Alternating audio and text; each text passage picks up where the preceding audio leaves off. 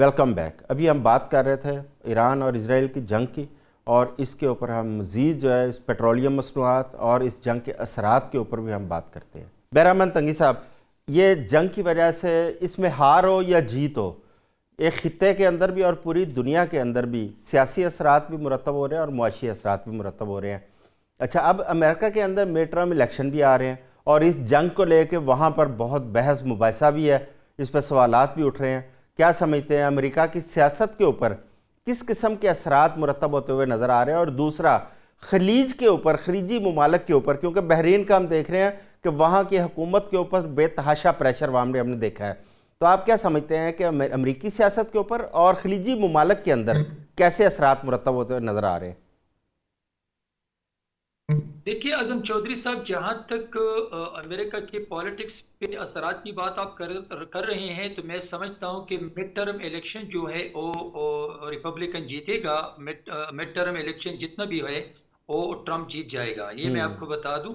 इसलिए कि 2008 में जब वहाँ इलेक्शन हो रहा था, प्रेसिडेंशियल इलेक्शन, तो उसमें मैकेन और ओबामा इलेक्शन लड़ रहा था। तो जब इलेक्शन के दौरान एज ए ऑब्जर्वर मैं वहाँ पे अमेरिका में था, और उसके जब मिड टर्म इलेक्शन की बात आई तो मैंने उसी वक्त कहा था कि ओबामा जीत जाएगा। हम्म। दूसरा इलेक्शन फिर मिट रोमनी और ओबामा का था, उसमें भी आखिरी 2-3 दिनों में जब वहाँ पर एक स्टेट में सैलाब आ गया, फ्लड आ गया, और मतलब कि वो आखिरी 2-3 दिनों में ओबामा ने इलेक्शन जीत लिया, वरना अदरवाइज मिट रोमनी जीत रहा था। फिर ठीक जब है। 2016 में ट्रम्प और जो इलेक्शन हो गया, वो बिल्कुल ट्रम्प हार रहा था, और जो डेमोक्रेट थे वो सिर्फ अपने जश्न की तैयारी कर रहे थे कि हम इलेक्शन जीत चुके हैं। लेकिन ट्रम्प के वर्कर्स ने इलेक्शन के दिन जो रोल प्ले किया तो उससे ट्रम्प जीत गया। और इसी तरह आज मैं आपको बता रहा हूं कि लोग कहते हैं कि अमेरिका की सियासत पे असर ये पड़ेगा कि मिड टर्म इलेक्शन जो है वो ट्रम्प हार जाएगा, लेकिन मैं आपको बता दूं कि वो इलेक्शन जीत रहा है, मिड टर्म अच्छा। इलेक्शन। ठीक है। जहां तक खलीजी ममालिक में जो जंग के असरात है, जाहिर बात है कि जब भी हिते में जंग हो तो आपकी इन्फ्लेशन में, आपकी एनर्जी क्राइसिस, आपके पेट्रोलियम क्राइसिस, आपकी हर चीज पे असर पड़ता है। लेकिन एक बात मैं आपको बताता चलूं, देखिए एक हौसला है और एक है कैपेबिलिटी। हम्म। इस वक्त अगर ईरान के अंदर हौसला है तो कैपेबल जो है वो अमेरिका है।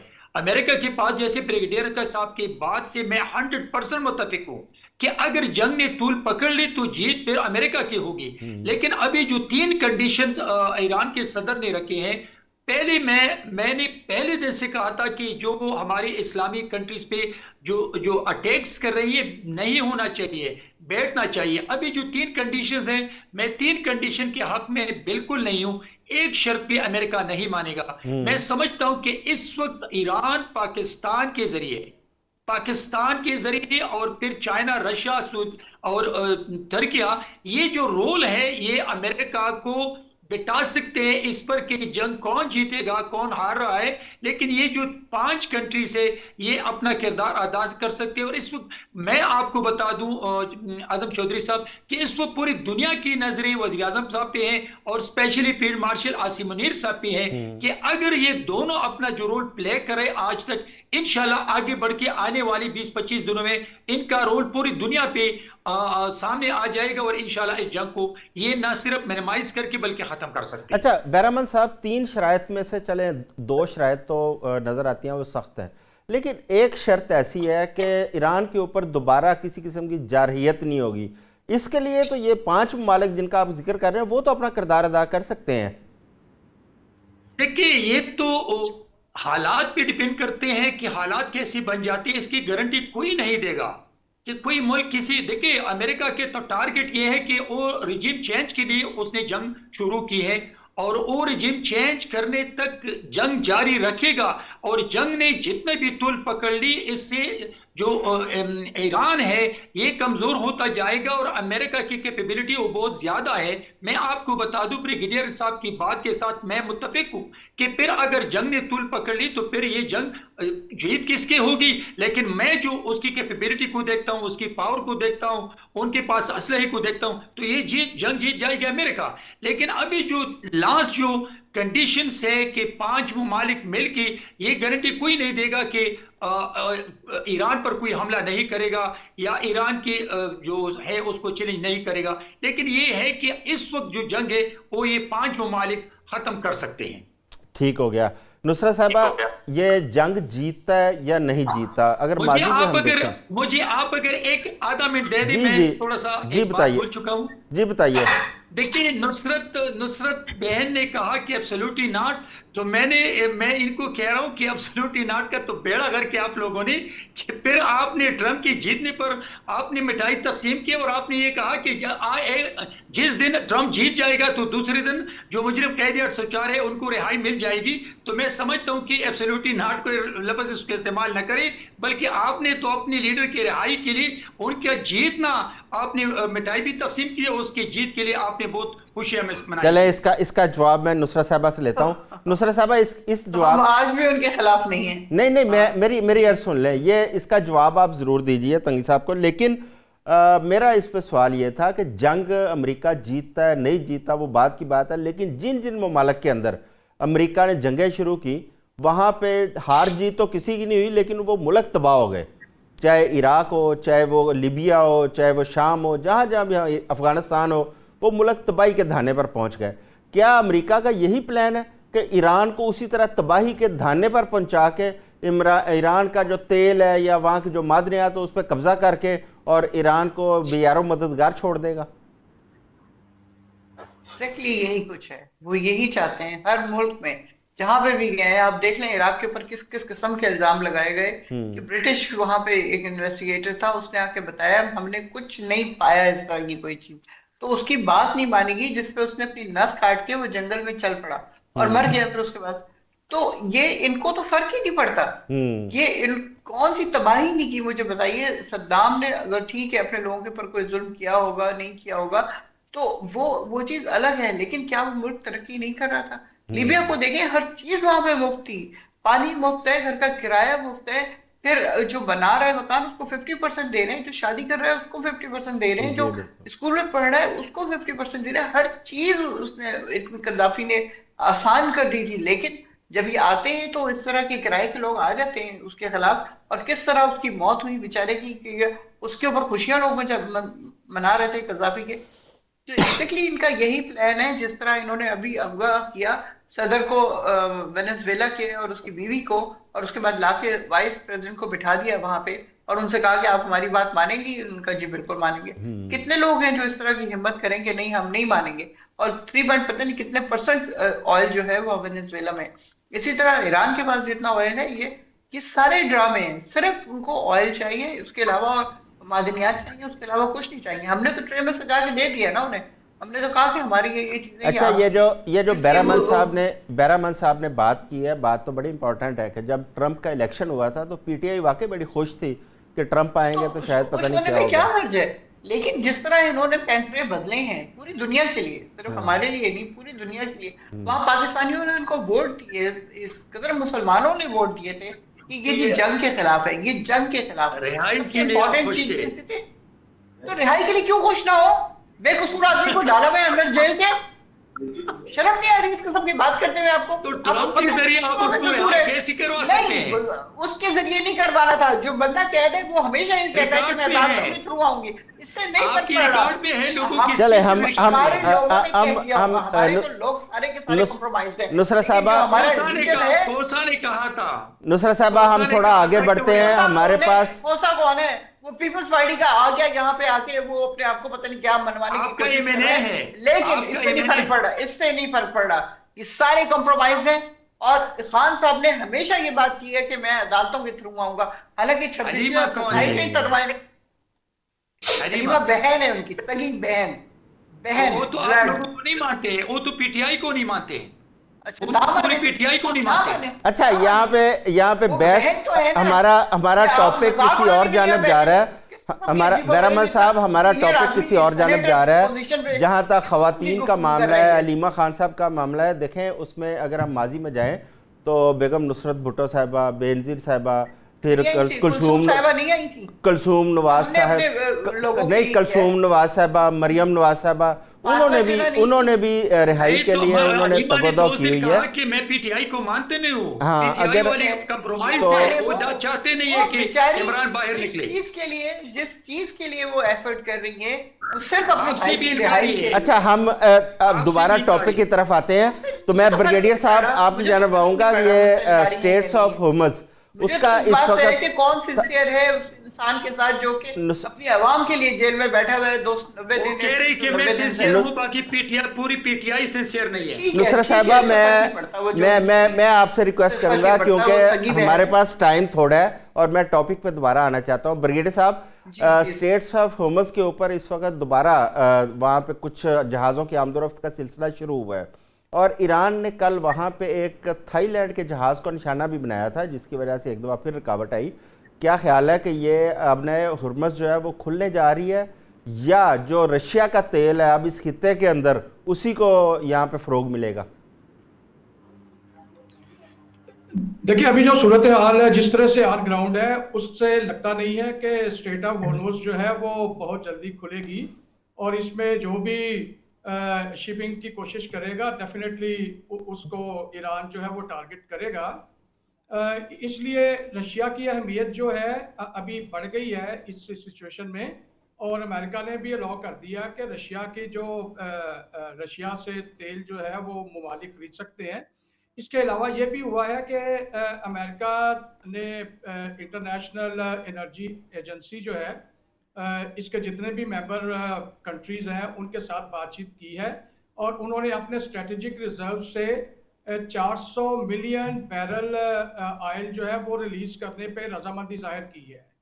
तो ये 400 मिलियन बैरल ऑयल जो है, इसका मतलब है कि ये तकरीबन अगले 20 से 21 दिन तक जंग को इस तरह से, मतलब जंग चलती भी रहे तो इंटरनेशनल प्राइसेस जो है उनको बहुत ज़्यादा डिस्टेबलाइज नहीं होने देगा और एक स्टेबिलिटी इसमें रहेगी। 21 दिन के बाद क्या होगा फिर वो हम उस अरेंजमेंट को देखेंगे। तो मतलब ऐसी मूव्स की जा रही हैं अमेरिका की तरफ से भी और बाकी भी जो कंट्रीज हैं दुनिया के दुनिया के अंदर कम से कम ऑयल की जो डेफिशिएंसी है वो इतनी सीरियस ना हो जाए कि ये डिसरप्ट कर दे वर्ल्ड इकोनॉमी को। अलबत्ता जो एलएनजी है उसके सिलसिले में प्रॉब्लम्स हैं, वो मेरा ख्याल है कि उसके बारे में भी इनको कुछ करना पड़ेगा। बहरहाल अभी ये है कि स्ट्रेट ऑफ हॉर्मुज के बहुत जल्दी खुलने के जो इम्कानात हैं वो नहीं है। और ये एक स्ट्रेट ऑफ हॉर्मुज का बंद रहना या खुलना, ये एक बहुत बड़ी मेजर, ये मैं कहता हूँ कि इंडिकेशन होगी, ये जो इस तरह पॉइंट आउट करेगी कि अमेरिका का कंट्रोल जो है इस जंग के ऊपर वो कितना है। अगर अमेरिका जो है वो इसको स्ट्रेट ऑफ हॉर्मुज को खुलवा नहीं पाता तो वो अमेरिका की वीकनेस को भी जाहिर करेगा, एक्सपोज करेगा इस जंग में। ठीक है। अच्छा, तो इसलिए ये भी हमें देखना चाहिए और मेरा ख्याल है इस वक्त अमेरिका की ये बहुत एफर्ट होगी कि इसको खोला जाए किसी तरीके से।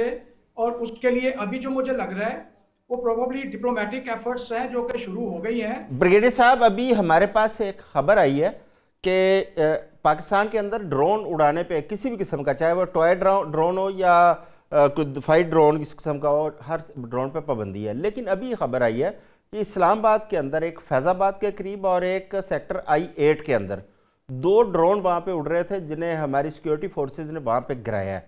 अच्छा, ये इस खबर की क्या हकीकत है और क्या ये पाकिस्तान के अंदर इस किस्म के अगर ड्रोन्स आते हैं तो वो आप क्या समझते हैं, क्या अफगानिस्तान मुलव्वस हो सकता है, कुछ टेररिज्म ऑर्गेनाइजेशन मुलव्वस हो सकती है, या क्या फैक्टर हो सकता है इसमें? जी, मैंने भी ये खबर सुनी है और ये भी सुना है कि तलागंग में भी ड्रोन जो है वो स्पॉट हुआ है। अच्छा। तो ये इतलात ये है कि अफगानिस्तान के पास लॉन्ग रेंज ड्रोन्स जो है वो भी आ गए हैं हाँ। जो तकरीबन 300-400 किलोमीटर तक ऑपरेट कर सकते हैं। तो मेरा ख्याल है कि ये प्रोबेबली, अब ये तो तहकीकात आगे होंगी तो पता चलेगा, इस पे लिखा प्रोबेबली हुआ ये है, वही ड्रोन्स हैं जो कि ब्रिगेडियर साहब, इसके ऊपर लिखा हुआ है यूवीएस ब्रांड है कोई। ये कौन सा ब्रांड है ये ड्रोन का? UVS। आई डोंट नो यूवीएस क्या। हाँ यू तो अनआर्म्ड हो सकता है, हाँ। अनमैन्ड और वी व्हीकल हो सकता है। अब एस आई डोंट नो अच्छा, आगे ये क्या है, क्योंकि इसकी बहरहाल ये इसकी काफी सारी नॉमेनक्लेचर्स हैं। तफसीलात आ जाएंगी सामने तो ये हमारे पास। मोस्टली अनआर्म्ड व्हीकल्स होते हैं हाँ, जो अब कि हमारे पास स्ट्राइक। वक्त की कमी की वजह से मैं अपना बासम साहब आपकी जानब आऊँगा कि इस जंग के अंदर अब आप मज़ीद आगे फर्दर क्या इसको कोई जो अभी जो कह रहे थे तंगी साहब कि ये तीसरी आलमी जंग नहीं बनेगी, लेकिन जिस तरह तमाम ममालिक इसके अंदर शामिल हो रहे हैं और हर रोज़ हमें कोई ना कोई नई इसके अंदर शमूलियत नज़र आती है, जिस तरह नेटो शामिल हो गया, जिस तरह आज़रबाईजान को शामिल कर लिया गया, तो क्या समझते हैं यूक्रेन शामिल हो गया, क्या समझते हैं ये जंग फैल नहीं रही? देखें जी, जंग तो फैल रही है और वो जाहिर सी बात है, उसकी वजूहात में पहले भी बयान कर चुका हूँ कि उसकी वजूहात सेंट्रलिटी ऑफ पावर की का ना होना है। कि कोई एक सिंगल यूनिलैटरल पावर यहाँ पर ऐसी मौजूद नहीं है कि जो तमाम स्टेट्स को इनको रोक सकती है, कोर्स कर सकती है, दबा सकती है कि भाई आप ये नहीं करें, आप ये नहीं करें। ईरानियंस इस वक्त जो है वो एक खुदकुश हमले वाली सिचुएशन में आ चुके हैं। उन्होंने जिस तरह से दे लॉस्ट देयर लीडरशिप, जिस तरह से उन्होंने अपने की military infrastructure they lost it, तो यहाँ पर उनके पास सिर्फ और सिर्फ केओस को बढ़ाने की कैपेबिलिटी मौजूद है और वो इतनी कोई खास डिफिकल्ट नहीं है। हम जानते हैं, हमने देख लिया है कि जो अपना जीसीसी ममालिक हैं वहां पर एयर डिफेंस कैपेबिलिटीज की क्या हालात हैं, वो आप भी जानते हैं और मैं भी जानता हूँ। तो वहां पर इस तरह के सिनेरियो में कॉस्ट ऑफ वॉर बढ़ाना ईरानियंस के लिए बड़ा आसान है। यहाँ पर जिस चीज की जरूरत है वो एक तो ये है कि किसी अंदाज से आया अगर अमेरिकन इसराइल के ऊपर किसी किस्म की लेवरेज को एक्सरसाइज कर सकते हैं, जो कि मुझे नहीं लगता कि वो कर पाएंगे, लेकिन अगर वो कर सकते हैं तो फिर हो सकता है कि जंग कुछ बेहतरी की तरफ आए। इसके साथ साथ जो जैसा कि मैंने कहा कि एक ट्रस्टेबल थर्ड पार्टी, वो थर्ड पार्टी के जो ईरानियंस को इस चीज की गारंटी दे सके कि अगली बार अगर हमला होगा तो हम उसके जिम्मेदार होंगे, ऐसी थर्ड पार्टी अगर कोई बीच में आती है तो आई एम वेरी श्योर कि ईरानियंस उसके ऊपर यकीन भी करेंगे और वो टेबल टॉक की तरफ आना भी चाहेंगे। लेकिन अगर ऐसा नहीं होता तो Iranians will never go for any sort of diplomatic talks. ठीक हो गया। बैरहमान साहब, पाकिस्तान में पहले मईशत के ऊपर बहुत दबाव है, अब तेल की वजह से और ज़्यादा मसाइल खड़े हो रहे हैं। एक तो ये बताइए कि पाकिस्तान के अंदर जो पेट्रोलियम प्राइसेस हैं, जिस तरह पहले 55 पे बढ़ाया गया, वो आवाम के लिए बड़ा तकलीफ दे था, क्या आइंदा फिर कोई इसकी कीमतें बढ़ाने जा रही है हुकूमत? और दूसरा यह है कि पेट्रोलियम डीलर्स ने हड़ताल का ऐलान कर दिया है, तो हुकूमत उसकी तरसील को किस तरह इंश्योर करेगी? अज़म चौधरी साहब, जब भी खत्ते में जंग चढ़ जाती है या दो ममालिक के दरमियान, तो ज़ाहिरी बात है सिर्फ पेट्रोलियम की नहीं बल्कि इन्फ्लेशन भी बढ़ जाती है, एनर्जी क्राइसिस भी शुरू हो जाती है। लेकिन उस दिन प्राइम मिनिस्टर साहब की जो जो जो फैसले आए हैं, मेरे ख्याल में उन फैसलों पे अगर इम्प्लीमेंटेशन हो जाए तो ये बेहतरी की तरफ हम जा सकते हैं। और मैं तो समझता हूँ, मैं as a Pakistan Muslim League नून के रिप्रेजेंटेटिव मैं समझता हूँ कि ये फैसले आज के लिए या कल के लिए नहीं, बल्कि एक ऐसी लेजिस्लेशन होनी चाहिए कि पाकिस्तान के में जो वज़रा के खर्चे हैं, ब्यूरोक्रेट्स के जो खर्चे हैं, मुख्तलिफ हेड्स में, मुख्तलिफ सेक्टर्स में, ये तो मैं समझता हूँ कि हमारे मुल्क की बेहतरी तब आ सकती है। आपने बहुत इंपॉर्टेंट बात की है कि ये जो ब्यूरोक्रेट्स के सियासतदानों के अखराजात हैं उसके ऊपर भी कोई तवज्जो देनी चाहिए हुकूमत को। आज के लिए बस इतना ही। हमने कोशिश की जंग के ऊपर भी और जंग की वजह से दुनिया के ऊपर मुरतब होने वाले असरात उसके ऊपर बात करने की। और आज के लिए बस इतना ही। अपना ख्याल रखिएगा। कल दोबारा आपकी खिदमत में हाजिर होंगे नए टॉपिक्स और नए मेहमानों के साथ। अल्लाह हाफ़िज़।